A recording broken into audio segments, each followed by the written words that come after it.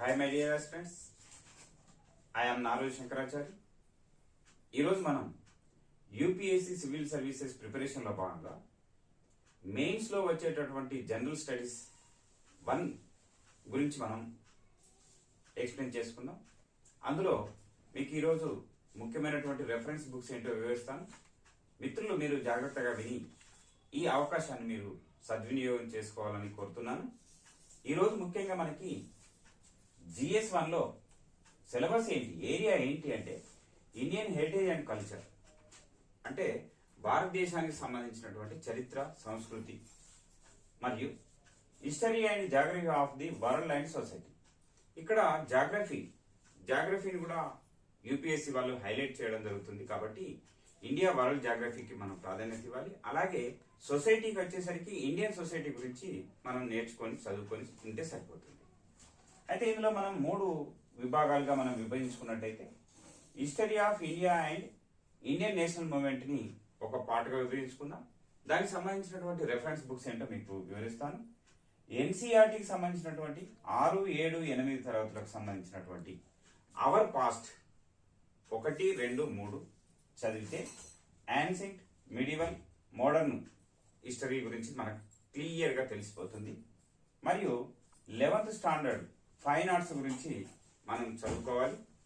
అంతేకాకుండా నియాస్ వారి నోట్స్, నితిన్ సింఘానియా గారి ఆర్ట్ అండ్ కల్చర్ బుక్ని మనం సేకరించుకొని ఒకసారి అధ్యయనం చేసినట్టయితే ఆ నోట్స్ ఈ నోట్స్ కలిపి మనం సెల్ఫ్ నోట్స్ తయారు చేసుకోవాలి.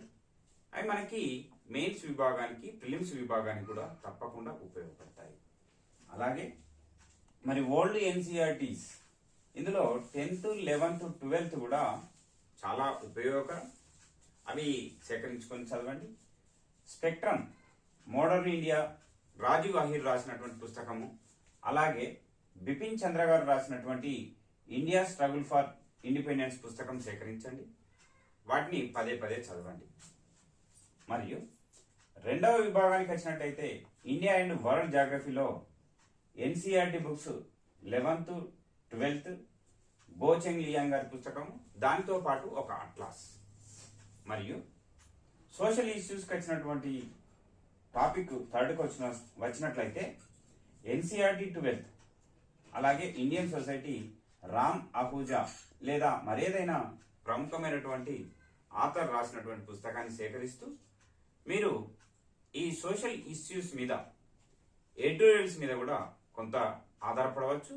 అందులో ఉండేటటువంటి మనకు ప్రముఖులు ఇచ్చేటటువంటి వాళ్ళ యొక్క ఎవరి అయితే అభిప్రాయాలు ఉంటాయో, సొల్యూషన్స్ ఉంటాయో వాటిని కూడా మనం ఇంక్లూడ్ చేసుకొని సెల్ఫ్ నోట్స్ తయారు చేసుకొని మనం మంచిగా ప్రిపేర్ అయ్యి మార్క్ టెస్ట్ సిరీస్కి అటెండ్ అయితే మంచి స్కోర్ సాధించి GS1లో అత్యధిక మార్కులు సాధించవచ్చు. Thank you.